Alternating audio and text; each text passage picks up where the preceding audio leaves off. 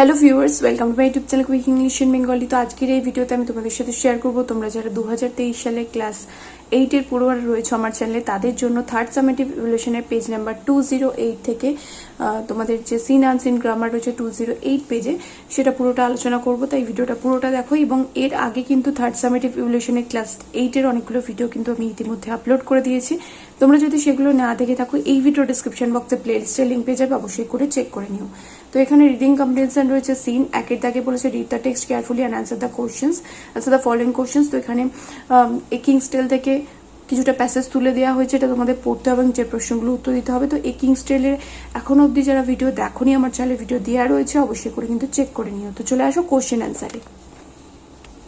তো এখানে একের দাগের এতে দেখো প্রথম প্রশ্ন রয়েছে অ্যান্সার দ্য ফলোইং কোশ্চেন্স। এর মধ্যে প্রথম প্রশ্ন হচ্ছে what kind of life did the people of Britain live during the reign of king Arthur Pendragon. Arthur প্যান্ড্রাগনের আমলে লোকেরা কিরকম জীবন যাপন করতো। During the reign of king Arthur Pendragon people of Britain lived in peace and happiness, tending their flocks and tilling their fields.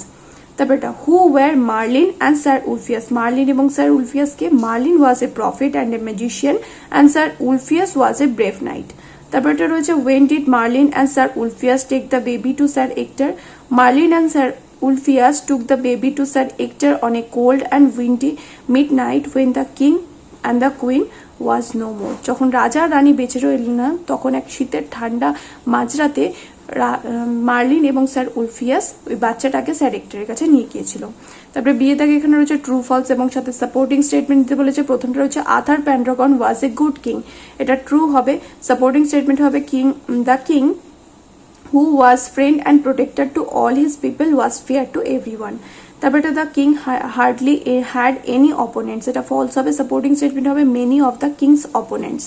তারপরে 3 নম্বর the royal family had put great faith in Merlin and sir Ulfius, এটা true হবে। Supporting statement হবে they were greatly trusted by the royal family.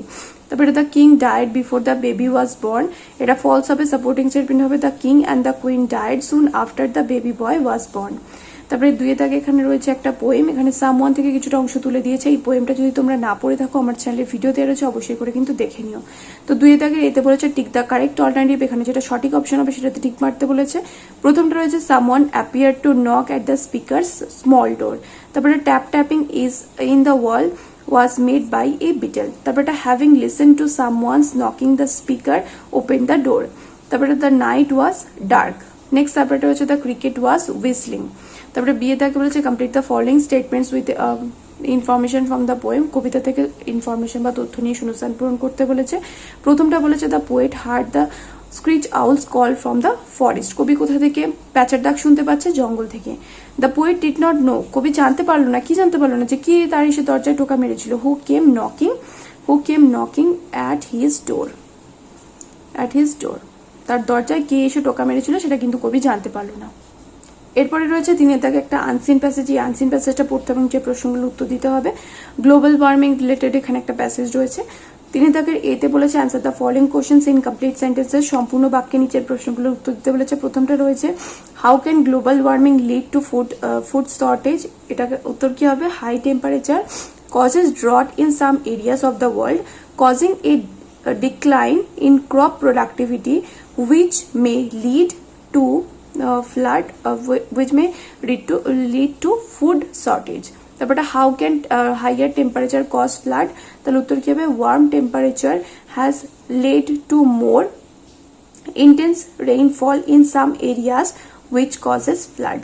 তারপরে what changes are happening in the sea levels due to global warming, তাহলে উত্তর কি হবে more intense hurricanes are approaching our coast lines and more glaciers are retreating from the mountain valleys they once filled due to global warming.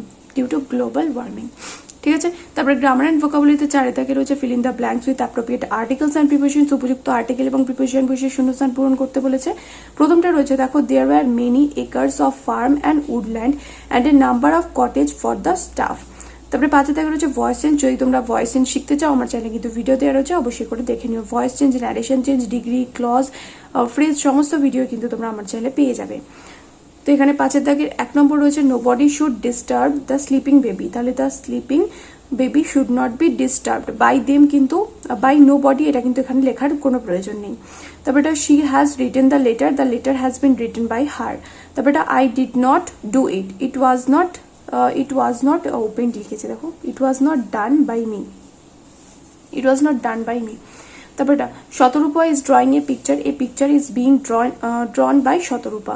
তারপরে 6 দাগে এখানে বলেছে joining করতে, যদিও তোমাদের ক্লাস 8-এ কিন্তু জয়নিং নেই, তাও কিন্তু কোশ্চেন ব্যাংকে কিছু কিছু ক্ষেত্রে স্কুলের ক্ষেত্রে দেখেছি যে এখানে জয়নিং স্প্লিটিং এগুলো কিন্তু রয়েছে। তো যাই হোক, আমি এখানে যেহেতু পেজে ছিল তাই করে দিয়েছি। I was ill I could not go to school, এটাকে বলেছে সিম্পল সেন্টেন্সে জয়েন করতে, তাহলে being ill I could not go to school. তারপরে বলেছে Arpita broke her leg she did not play, এটাকে বলেছে কম্পাউন্ড বানাতে, তাহলে Arpita broke her leg so she did not play. তারপর এটা হি was poor he was honest, তাহলে though he was poor comma he was honest, এটাকে অ্যাডভার্বিয়াল ক্লজ দিয়ে join করতে বলেছিল। তারপরে 4 নম্বর বলেছে the man was very wise he guided us to our destination, adjective clause বলেছে, তাহলে the man who guided us to our destination comma was very wise. তারপরে 7 দাগে এখানে বলেছে ন্যারেশন চেঞ্জ করতে, প্রথমটা রয়েছে the father said to his daughter don't neglect your studies, তাহলে কি হবে father advised his daughter not to neglect her studies. তারপর এটা the teacher said to me have you done the sum, তাহলে the teacher asked me if I had done the sum। তারপরে 3 নম্বর রয়েছে আকাশ said I cannot come back tomorrow, এটাকে change করলে কি হবে আকাশ said that he could not come back the next day। তারপর এটা Richa said I am learning French these days, তাহলে Richa said that she was learning French those days।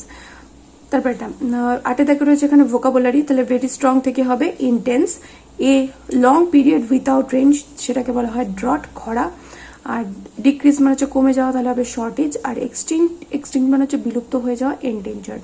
তো তোমরা যারা এই ভিডিওটা দেখলে, যদি তোমাদের এই ভিডিওটা কাজে লেগে থাকে দেন অবশ্যই করে কিন্তু আমার চ্যানেলকে সাবস্ক্রাইব করে ক্লাস 8-এর সমস্ত ভিডিও দেখার জন্য। দেখা হবে নেক্সট ভিডিওতে, টিল দেন বাই।